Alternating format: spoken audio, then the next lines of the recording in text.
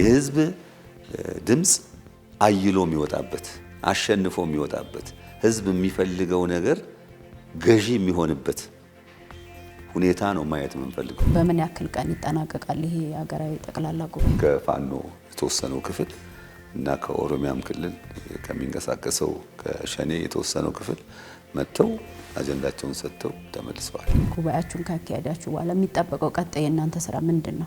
በዘመናት መካከል እንደዚህ አይነት ሀገራዊ ምክክር ተካሂዶ አያውቅም። ምን ያክል ዝግጅት እየተደረገ? ለህዝብ ተወካዮች ምክር ቤት፣ ለሚኒስትሮች ምክር ቤት እና ለሌሎችም ለሚመለከታቸው አካላት ይልካል። እሱ ብቻ አይደለም፣ ከዚህ ሁሉ በላይ ለኢትዮጵያ ህዝብም ይፋ ያደርጋል። የአማራ ክልል 4 ወረዳዎች እንደቀሩ ገልጾልኛል። ለምን ነበር? የኢትዮጵያ ህዝብ የዚህ ሂደት ባለቤት መሆኑን ማረጋገጥ አለበት። የት ነው የሚካሄደው? እዚሁ አዲስ አበባ ነው የሚካሄደው። የፖለቲካ ፓርቲዎችስ አብሯችሁ እየሰሩ ነው ማለት ይቻላል? ጠመንጃ ታጥቀው ጫካ ውስጥ ያሉ ወገኖቻችንን በተመለከተ ምንድነው ያለው አቋም? የህዝቡን ተስፋ እውን ለማድረግ እናንተ ምን አይነት ስራ እያከናወናችሁ ነው? ምንም አይነት ተጽዕኖ እንዳይደርስበት የመከላከል ኃላፊነት የኮሚሽኑ ስራ ነው። አዋጁ ተሰጥቶታል።